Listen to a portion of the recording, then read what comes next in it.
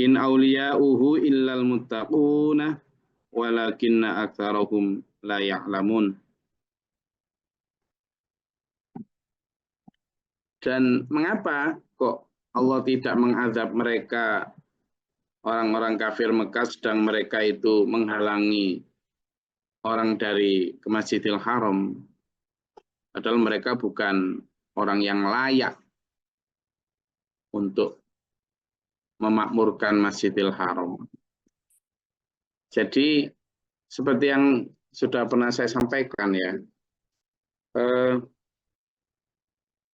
Abu Jahal, Abu Sufyan, Abu Lahab, itu tokoh-tokoh masyarakat dan tokoh agama yang sebagian dikenal sebagai dermawan loh ya.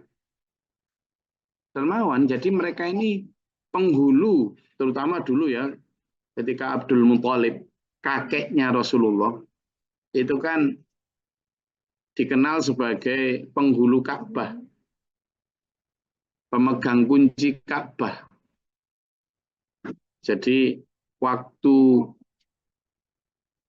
Raja Abraha hendak menghancurkan Ka'bah sebelum Rasulullah lahir, itu kan begitu Rasulullah lahir di masa itu, Abdul Muthalib atau kakeknya Rasulullah itu kan berdoanya kepada Allah, kan waktu itu orang penduduk Mekah udah pada lari kan, tapi Abdul Muthalib itu enggak, tetap menjaga Ka'bah. Nah, keturunan Abdul Muthalib termasuk ya paman-pamannya Rasulullah. Jadi antara Abu Jahal, Abu Lahab itu ada yang secara ikatan kerabat itu ikatannya adalah paman. Nah, ini bisa dibayangkan toh. Dan satu di antaranya itu bahkan syukuran ketika Rasulullah lahir itu, yang sekarang diperingati Maulid itu. Sehingga sangat shock ketika sudah gede, bukan sudah gede ya, sudah dewasa, umur 40, Rasulullah memproklamirkan diri menjadi nabi. Dan tidak hanya memproklamirkan menjadi nabi, tapi membawa ajaran baru. Kalau ajaran baru itu masih mendukung tradisi lama gitu, nggak apa-apa. Ini ajaran baru tapi mau menggantikan total ideologi, akidah, tatanan sosial, aturan-aturan tradisi dirubah total. Ya gimana coba, bisa dibayangkan loh. Nah, apalagi si Abu Jahal, Abu Lahab maupun Abu Sufyan ini juga terkenal orang yang merawat para jamaah haji yang orang datang dari seluruh penjuru dunia datang untuk haji waktu itu. Nah, yang menyediakan tenda, yang memberikan makanan segala macam ya siapa? Abu Jahal, Abu Lahab dan teman-temannya ini. Gitu loh. Jadi kenapa mereka tidak diazab? Ya karena memang kalau di kalimatnya di situ kemarin itu ada sebutan wa anta fihim, karena kamu masih ada di dalamnya wahai Muhammad, gitu loh. Itu jawabannya. Padahal mereka bukanlah penghulu Ka'bah. Si Abu Jahal, Abu Lahab maupun enggak. In auliya'u illal muttaqun, karena yang berhak untuk merawat Ka'bah atau menjadi pengelola Ka'bah adalah orang-orang yang bertakwa. Tapi mereka tidak tahu. Wa ma kana sholatuhum 'indal baiti illa muka'aw wa tasdiyatan. Nah, yang tadi saya sebut, loh kok ada haji, Gus? Ya ada. Di masa sebelum Islam datang, haji itu sebenarnya sudah ada sejak zaman nabi-nabi sebelumnya. Cuma hajinya itu kemudian banyak ditambah kurangi oleh campuran dengan tradisi. Jadi talbisul haqqo bil batil, mencampur adukkan antara ajaran yang asli dengan ijtihad adat.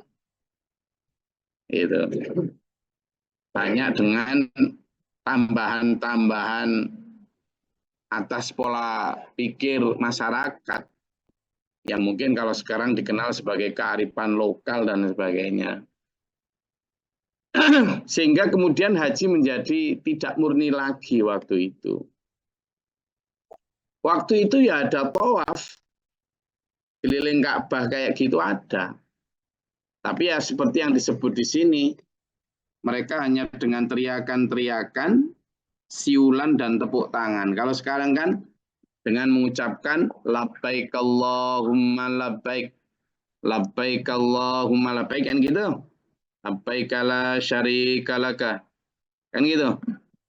Jadi kalau dulu enggak, jadi kalimatnya sambil mengangkat tangan. Kalau sekarang kan zaman juga gitu, berputar ke arah kiri ya kan, sambil mengangkat tangan, sambil mengucapkan itu. Nah, bacaan talbiyah itu dulu tidak, dulu dengan cara siulan, dengan cara mengucapkan Allata wal Uzza, dengan cara tepuk tangan. Nah, makanya sampean hati-hati dengan tepuk tangan sekarang itu. Karena tepuk tangan itu ternyata sudah diajarkan oleh kaum-kaum jahiliyah sejak zaman dulu gitu loh. Makanya kemudian diganti oleh Rasulullah ketika Islam datang dengan tetap tawaf itu mengelilingi Ka'bah, tapi pertama ucapannya diganti, yang biasanya siulan dan tepuk tangan diganti dengan labbaik Allahumma labbaik, labbaik la syarika laka labbaik, innal hamda wan ni'mata laka wal mulka la syarika lak. Nah, itu kan artinya jelas. Aku sambut panggilanmu ya Allah. Aku sambut panggilanmu. Aku sambut panggilanmu. Tidak ada sekutu bagimu. Aku sambut panggilanmu. Sesungguhnya segala puji, kemuliaan, dan segenap kekuasaan adalah milikmu. Tidak ada sekutu bagimu. Jelas. Hanya tentang ketauhidan, tentang keesaan Allah, tentang tidak menyekutukan Allah, memuji Allah, fokus menyambut panggilannya Allah. Labbaik Allahumma labbaik, labbaik la syarika laka labbaik, innal hamda wan ni'mata laka wal mulka la syarika lak. Nah ya. Kemudian yang diganti juga waktu itu haji dilakukan dengan pemaknaan yang keliru. Orang berhaji itu kan harus dengan kepasrahan total. Karena sesungguhnya haji itulah napak tilas dari apa yang dilakukan Nabi Ibrahim alaihissalam. Nabi Ibrahim itu dikenal sebagai hamba Allah yang taslim, yang hanif, tunduk patuh total. Maka ketika napak tilas Nabi Ibrahim, ya berarti harus dengan tulus, polos, total, serah diri. Tapi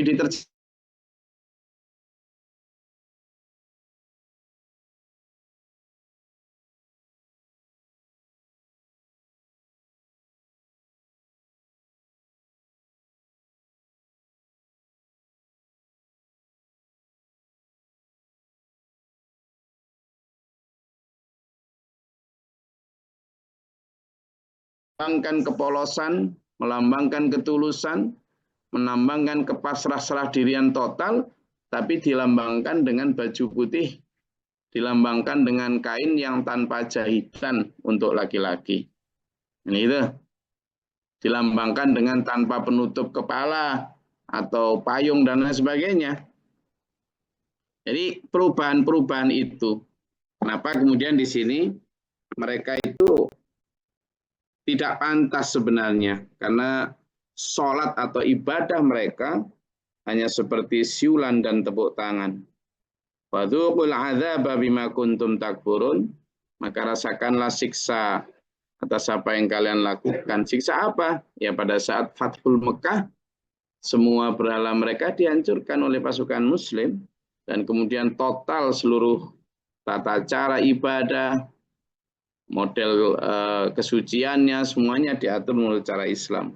Buat orang-orang kafir kayak Abu Jahal, Abu Lahab, itu sebuah siksaan lah, gitu ya. Innal ladzina kafaru yunfiquna amwalahum liyasuddu an sabilillah fasayunfiqunaha thumma takunu alaihim hasratan thumma yughlabun walladzina kafaru ila jahannama yuhsyarun. Nah, untuk ayat 36 ini asbabul nuzulnya adalah diriwayatkan oleh Ibnu Hatim dari Hakam bin Utaibah. Dia berkata bahwasannya ayat ini turun berkenaan dengan Abu Sofyan. Jadi Abu Sofyan seperti yang saya sampaikan tadi. Abu Sofyan ya dia masih melek tadi kok, kameranya nggak ada nyala ini, tidur ini. Jadi kenaan dengar cerita nanti. Lanjut ya. Nanti keenaan dengar cerita ngantuk tidur nanti, enggak toh?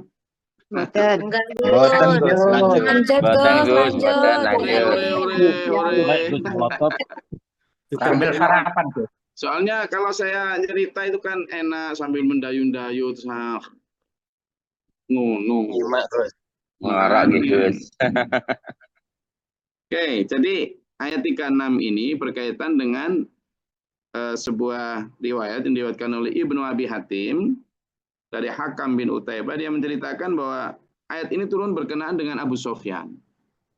Jadi Abu Sofyan itu kan dikenal dermawan juga loh ya, Abu Sofyan itu. Buktinya apa? Abu Sofyan itu membiayai pasukan Mekah, pasukan mereka, pasukan dari kaum Mekah untuk di perang Uhud itu, ya, sebanyak 40 uqiyah emas. 40 uqiyah itu kilogram. Jadi dia menyedekahkan hartanya 40 kilogram emas. 1 kilogram berapa? 1 gram berapa sekarang? Oh, segram dong, Gus. 1 gram gram? juta. Enggak, ini bukan 1 juta. gram. Kilogram. Gimana sih sampean ini? Kilogram. Gram. Kali 1 10 kilogram lah, berapa Gus. sekarang? 1000 gram. 1 gram 1 juta. 1 kilogram 1000 gram. Berarti 1 miliar. 1 M lah. Jadi dia 40 kilogram emas. Berarti hampir 40 M. 40 miliar. Jadi 40 M waktu itu disedekahkan oleh siapa? Abu Sofyan. Kemudian diriwayatkan oleh Ibnu Jarir dan Sa'id bin Jubair bahwa Abu Sofyan juga menyewa orang-orang dari Habasyah. Habasyah itu sekarang negeri Ethiopia ya.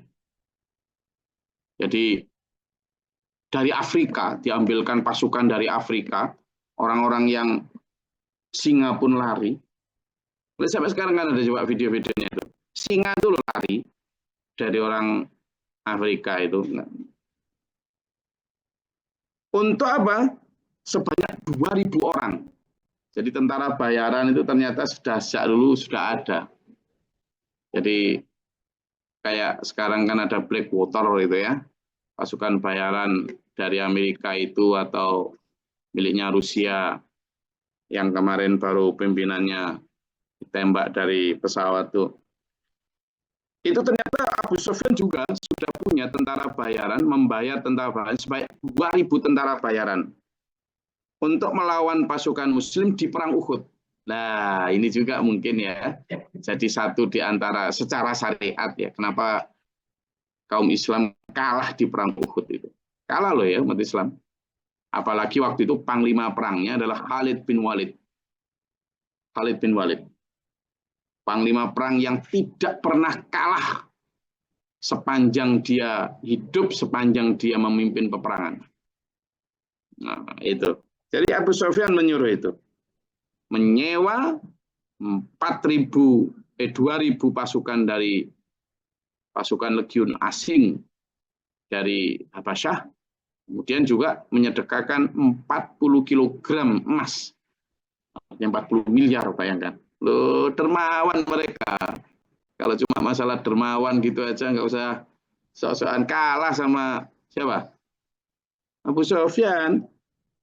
Lalu turunlah ayat ini yang disampaikan bahwa mereka menyedekahkan hartanya itu hanya untuk menghalangi orang dari jalan Allah. Tapi sekali lagi, kalimat menghalangi orang dari jalan Allah inilah sudut pandangnya umat Islam, sudut pandangnya Allah. Tapi sudut pandangnya Abu Sufyan dan teman-teman apa? Membela agama, Mas. Membela kearifan lokal. Memperjuangkan apa? Tradisi. Iya. Loh. Makanya di dalam surat Al-Baqarah itu sampean lihat ya. Di situ disebutkan kan. La tufsidu fil ard. Ayat apa itu? 13, 14, 11, 12 itu. Janganlah engkau berbuat kerusakan di muka bumi. Apa mereka jawab? Loh, innama nahnu muslihun. Kami ini orang-orang yang berbuat baik, kebajikan. Kok gimana Mat kamu itu ngomong? Ya karena begitu tadi. Loh, sedekahnya loh. 40 miliar. Saya mau tanya yang ada di grup ini. Ada 175 kamera ini. Ada yang sudah pernah sedekah? Jangankan 40 miliar, 10 miliar? Belum, Gus. Nah, sing gak duwe, sing duwe iki lho maksudnya. Sing gak duwe ya gak mungkin sedekah sakmono lah. Iya kan? Kalah sama Abu Sufyan, Abu Jahal dan teman-temannya. Jadi itu yang kata Allah, tapi fasayunfiqunaha tsumma takunu alaihim hasratan. Dan itu semua akan menjadi sia-sia karena tsumma yughlabun, mereka akan dikalahkan tuh. Itulah. Tapi kan kekalahannya karena bantuan Allah ya di dalam perang Badar itu. Apalagi walladzina kafaru ila jahannama yusyarun, di akhirat nanti dikumpulkan di neraka jahanam. Liyamizallahul khabitha minat thayyibi. Dan semua itu kata Allah agar Allah memisahkan antara golongan yang baik dan golongan yang buruk. Wa ja'alal khabitha ba'dahu 'ala ba'din. Dan Allah menjadikan golongan yang buruk itu sebagian di atas yang lain. Wa ja'alal khabitha tadi fayarkumahu jami'an, dan kemudian akan semua ditumpukkannya, fayaj'alahu fi jahannam, dan kemudian dimasukkannya ke dalam neraka jahanam. Ulaika humul khasirun, mereka itulah orang-orang yang rugi. Rugi kenapa? Ya sudah menyedekahkan apa yang tidak penting, tapi kan sudut pandang itu yang perlu kita pelajari. Karena kalau tidak ngambil dari sudut pandang apa yang bisa kita pelajari, kadang kita hanya menganggap wah itu Abu Jahal, itu Abu Sufyan gitu. Padahal dari situ kita bisa belajar, wih ternyata dermawan juga ya. Itu. Makanya saya dan sampean ini hati-hati. Kedermawanan kita itu tepat sasaran enggak? Iya loh, tepat sasaran enggak? Jadi kalau orang beramal itu, apakah amalnya itu nanti benar-benar misalnya beramal ke satu masjid, tapi ternyata orang yang diamanai masjid itu tidak amanah. Atau beramal di satu lembaga dakwah, ternyata lembaga dakwah itu materi dakwahnya tidak orisinil, sehingga tidak malah menyelamatkan orang, tapi malah membuat orang ya jauh dari kebenaran. Atau sampai ke lembaga pendidikan, tapi pendidikannya yang nggak beda dengan yang lain, tidak ada hal-hal substansi yang bisa merubah akhlak, ideologi, dan paradigma para siswanya. Yaitu seperti gini, sampean bersedekah itu atau itu kan kayak menanam ya. Menanam itu ada 3 jenis lahan. Lahan yang berminyak, zaman menanam ya nggak tumbuh. Atau lahan yang kering kerontang, nggak ada airnya apa sama sekali, ya nggak tumbuh. Gitu kan? Atau lahan yang penuh padas berbatu keras, sehingga ya susah untuk menanamnya. Ya, tumbuh juga sama lempar apapun. Demikian pula sebaliknya, kalau sampean menanam di tanaman yang subur, itu yang kemudian meskipun sedikit, tumbuhnya jadi tangkai yang banyak. Makanya memang harus hati-hati tuh, apalagi di zaman yang sekarang. Seolah-olah sepertinya, gitu kan. Eman kan, ini yang disebut sebagai hasrotan. Ya, hanya hati-hati di dalam mengirimkan sangu ke akhirat, supaya nanti di akhirat ketika buka catatan amal, dia luluh, saya dulu pernah gini loh ya Allah. Tidak ada, kamu menanam di tanah yang tandus, ya, kan eman ya. Ya, saya rasa itu. Monggo, kalau ada yang mau disampaikan, silakan. Assalamualaikum warahmatullahi wabarakatuh. Waalaikumsalam. Di Sidoarjo apa di Bali, Mas Adi? Di Sidoarjo, Gus. Bener. Dereng sakit Sambang ten SPMA dan Pasar. Ya sudah, di sana aja. Mengembangkan SPMA Sidoarjo toh. Insya Allah. Bismillah. Nah, untuk mengenai tadi kita sodako, kita amal jariah di masjid dan pengurus masjid itu tidak amanah.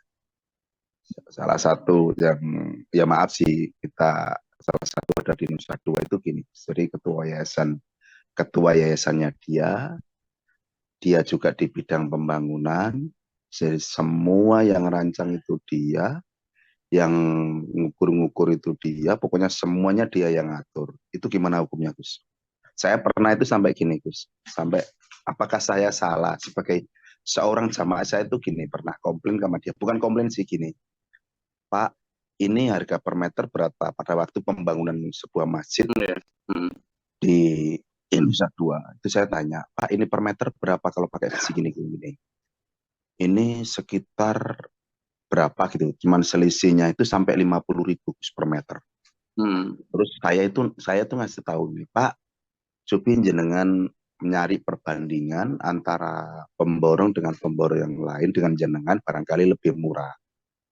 Betul, akhirnya saya diginiin, Gus, kalau kamu nggak setuju bilang sama seorang ustadz, bilang Ustadz nggak usah diterusin bangunannya, nggak usah digarap bangunannya. Sampai saya begini, saya ini gini loh Pak, kita dapat amanah dari jamaah, kita ada sodako, kita ada apa-apa, kita disuruh melakukan hal yang baik. Dan ternyata di posisi ini, ketua takmir, ketua yayasan sendiri itulah yang ngerjain. Jadinya kita udah, akhirnya kita males. Gitu loh. Sampai untuk menggalang dana pun kita berhenti di situ, Gus. Karena kita tahu, jadi yang ngatur semua itu dia.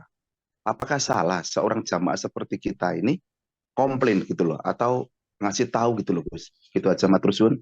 Wassalamualaikum warahmatullahi wabarakatuh. Waalaikumsalam warahmatullahi wabarakatuh. Ya wajib lah malahan kemudian mengingatkan, loh,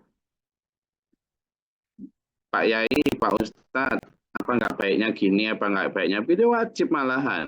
Jadi kalau apalagi, maaf ya, kemudian mengambil keuntungan dari situ, ya makanya itu kan yang tadi saya sebut, kita memang harus benar-benar berhati-hati ya ketika seperti itu. Karena apa?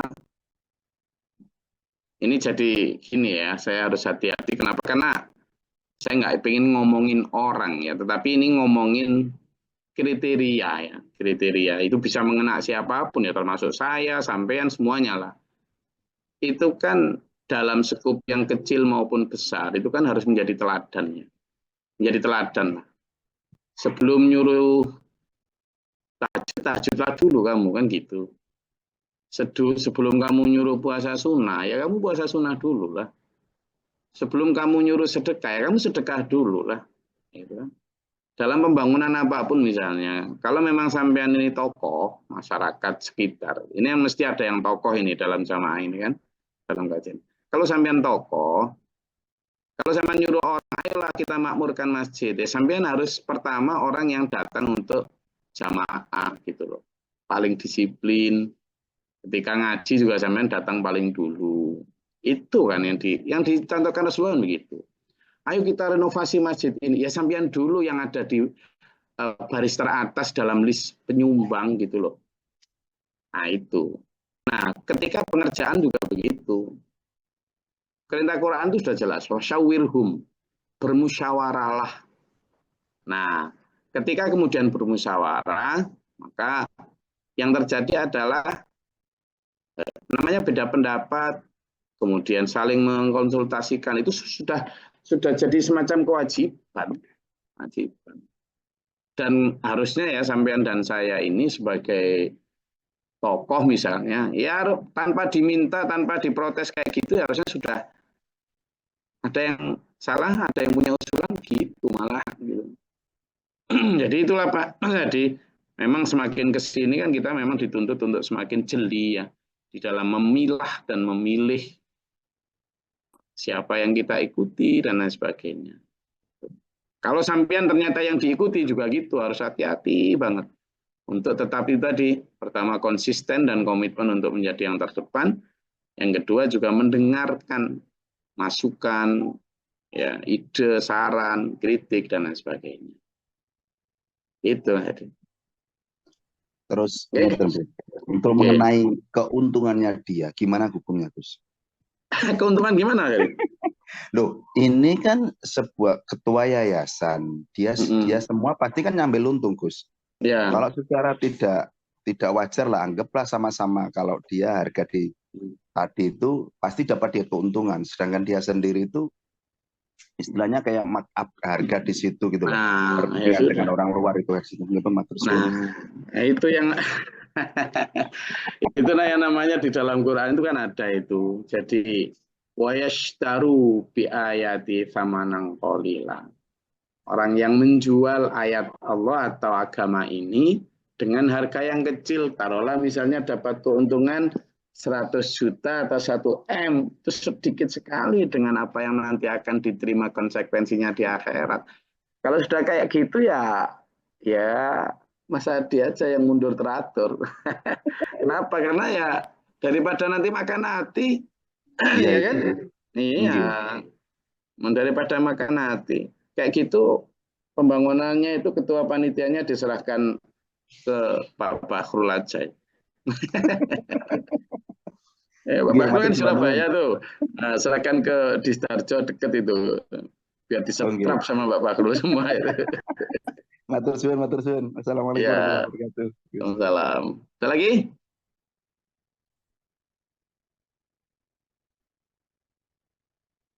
Oke, kalau tidak ada saya rasa cukup ya kajian kita ini untuk muhasabah diri kita sendiri. Semoga kita diselamatkan Allah di dalam jalur yang benar bersama orang-orang yang benar. Karena di akhir zaman semacam ini memang mencari orang benar makin sulit. Kalau mencari pinter banyak, mencari orang benar sulit. Kayak kita mulai dari membenarkan diri kita sendiri, bukan membenarkan itu salah dianggap benar, tapi yang salah dibuat menjadi benar, diperbaiki menjadi benar dengan ngaji dan mengamalkan apa yang kita ngaji. Semoga Allah merahmati kita untuk kita. Amin. Allahumma sholli wa sallim barik ala sayyidina. Allahumma fil lil mu'minina wal mu'minat wal muslimin muslimat al ahya'i. Allahumma hdina fi man hadaita wa afina fi man afayta wa lana fi man tawallait. Astaghfiruka wa atubu ilaik. Allahumma ad'ana al-bara wal waba wa qadal astamin. ربنا لا تجعلنا في القوم الظالمين ربنا آمنا فاكتبنا مع الشاهدين ربنا لا تزغ قلوبنا بعد إذ هديتنا وهب لنا أنت مولانا فاغفر لنا المنافقين أنت مولانا فاغفر لنا المشركين أنت مولانا فاغفر لنا المتكبرين أنت مولانا فاغفر لنا أنت مولانا فاغفر لنا المشركين أنت مولانا أعوذ بك من الشيطان الرجيم اللهم تعالى نبي برحمتك اللهم أنزل علينا رحمة وإليك القدر اللهم أفرغ لنا صبر وثبت إيماننا فانصرنا قوم الكافرين اللهم فاطر السماوات أعوذ بالله من شر البلاء والوباء ترك الشقاء سوء القضاء شماتة الأعداء اللهم صل على محمد ربنا هب لنا من أزواجنا وذرياتنا قرة أعين واجعلنا للمتقين رب اغفر لي ولأخي ولوالدتي ولذريتنا ونسبنا بالله سبحان ربك رب العزة عما يصفون وسلام على المرسلين العالمين. Assalamualaikum warahmatullahi wabarakatuh. Allahumma rahamna bil Qur'an waj'alhu lana imama wa nuran wa hudan wa rahmah. Allahumma dhakkirna minhu ma nasina minhu jahilna warzuqna tilawatahu ana al-layli wa atrafana lana hujjat ya rabbal alamin.